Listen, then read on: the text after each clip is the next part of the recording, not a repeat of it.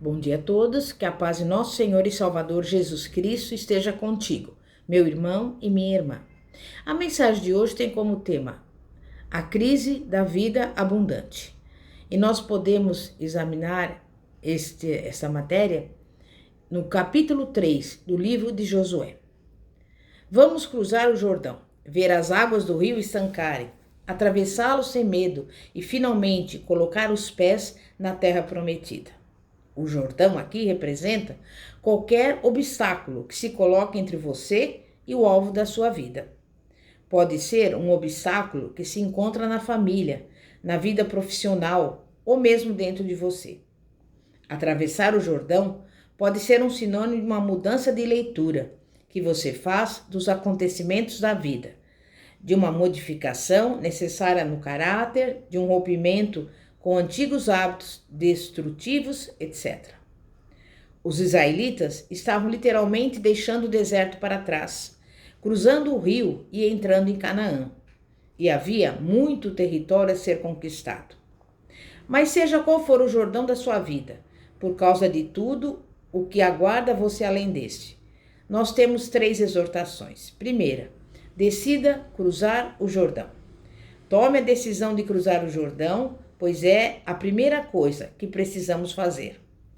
Precisamos ter a nossa esperança bem firmada na palavra de Deus e crer que Ele opera milagres. Por outro lado, não podemos esperar nesta vida por aquilo que só teremos no céu. Devemos compreender que jamais ficaremos livres de todos os espinhos neste mundo. A Bíblia, porém, indica que há espinhos que podem vir a ser removidos por Deus. Josué e o povo de Israel, pela direção divina, chegaram à conclusão de que chegou o esperado momento de atravessarem o Jordão, apesar de ser a época em que o rio estava mais cheio. O Jordão resulta do degelo do Monte Hermon, que fica no norte de Israel, junto ao Líbano. O Hermon passa pelo processo de degelo, inunda o rio Jordão, que vai descendo pelo território de Israel, até desaguar no Mar da Galileia, 200 metros abaixo do nível do mar. Mais adiante, o Jordão se afunila ao sul e retoma o seu curso, e vai descendo até as águas do Mar Morto, a 400 metros abaixo do nível do mar. O degelo do Monte Hermon, que ocorreu na época em que o povo de Israel iria passar pelo Jordão, fez com que o rio transbordasse, mas não havia tempo para esperar. O rio estava ali, mas entre o povo e o rio estava um Deus todo-poderoso, que não pode deixar de cumprir as suas promessas. Por que Deus então orientou o povo de Israel a atravessar o Jordão justamente no período de degelo do Hermon, com o rio então alcançando o ápice da sua força? Afirmo que Deus assim o fez, para que toda a glória fosse dada a ele. E o mesmo princípio se opera quando nós também precisamos atravessar o transbordante Jordão da nossa vida. A vida cristã é caracterizada por travessias constantes. Sempre há uma promessa a ser alcançada e, ao mesmo tempo, um obstáculo a ser vencido. Não podemos ficar parados melancolicamente olhando para as promessas de Deus além das dificuldades, enquanto permanecemos na passividade. E justamente pela soberania de Deus, que nos faz crer que os nossos esforços são úteis à medida que os mesmos se harmonizam com a vontade de Deus.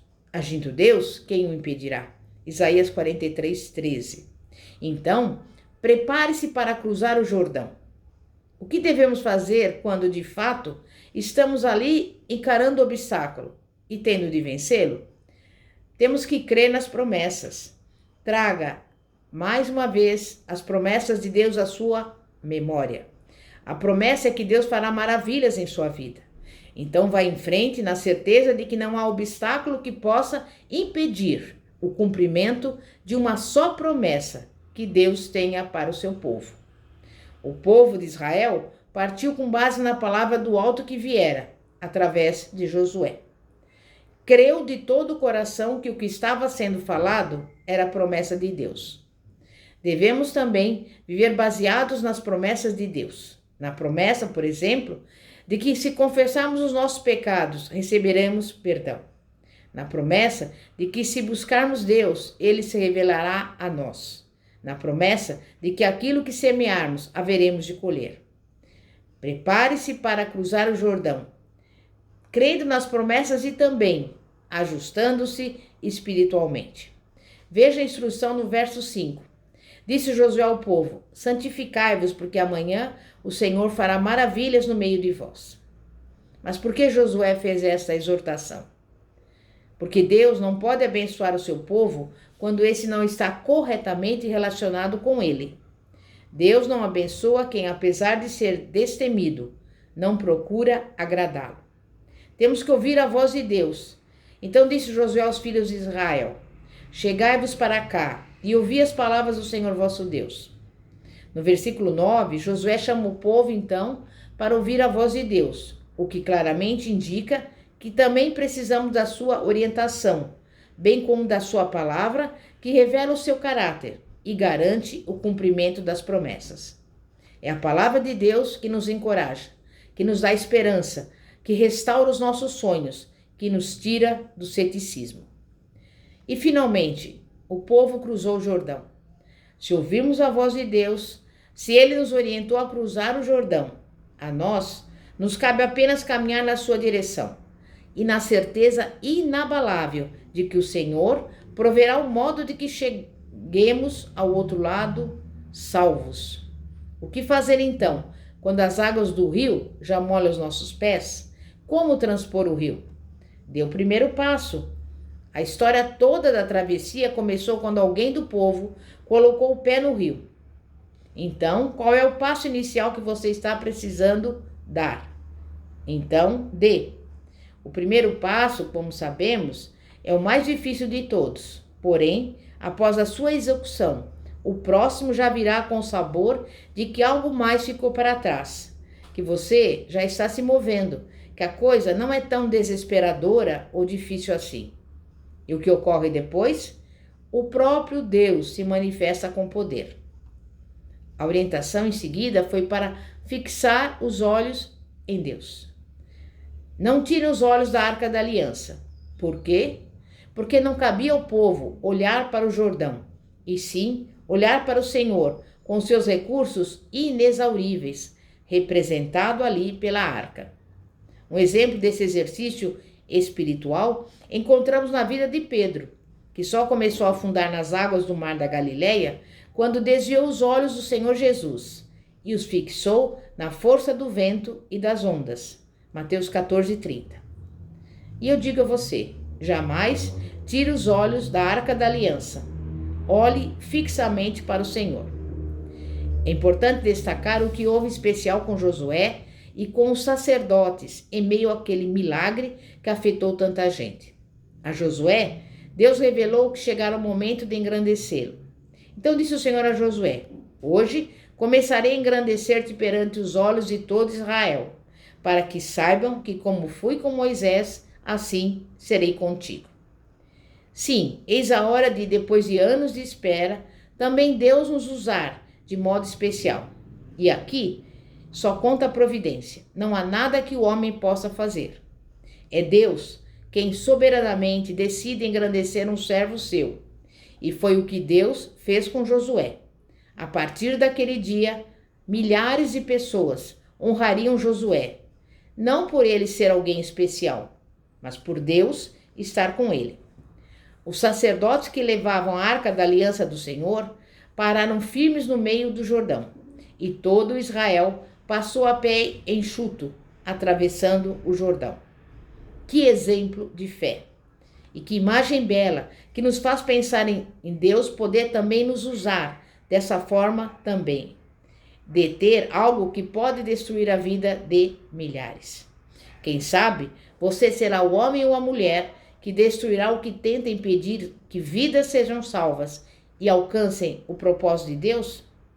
É por isso que Deus está chamando a cada um de nós para a verdadeira vida. Não construa uma torre de observação do lado de cá do Jordão, mas atravesse-o. Agora, dê o primeiro passo. Por isso, irmão, Por isso, irmã, deixa esse versículo de Provérbios 13, 12. A esperança que se adia faz adoecer o coração, mas o desejo cumprido é a árvore da vida. É momento de oração. Santíssimo Deus e poderoso Pai, Pai de nosso Senhor e Salvador Jesus Cristo, nós não vamos apenas ficar olhando para a situação, para os problemas, para as dificuldades, para os obstáculos, mas nós vamos agir segundo, nós vemos aqui o exemplo de Israel, em que eles ouviram a tua voz, que eles deram o primeiro passo, que eles, olhando para ti, Pai, conseguiram atravessar o Jordão a pés enxutos e chegaram até a terra prometida. E também, neste momento, Pai, nós te pedimos por cada pessoa que está nos acompanhando, onde existe um obstáculo a ser vencido, quer em relação a qualquer doença, quer em relação a uma necessidade econômica, quer em relação a qualquer problema familiar. Mas sabemos que para ti não haverá nada demasiadamente difícil, porque agindo Deus, quem impedirá? E neste momento visita cada pessoa que nos acompanha, entra com a providência, Pai, restaura a vida, restaura os sonhos, Pai, porque tu és fiel, que o Senhor venha cumprir as promessas na vida de cada um, porque nós sabemos que tu és o Deus do milagre e a tua palavra é a garantia da nossa vitória, porque está escrito, 1 Coríntios 15, 57, graças a Deus que já nos deu a vitória por nosso Senhor e Salvador Jesus Cristo. Amém e graças a Deus. Pastora Fátima da Igreja Evangélica Apostólica Poder de Cristo, que a paz de nosso Senhor e Salvador Jesus Cristo esteja contigo. Glória a Deus, aleluia.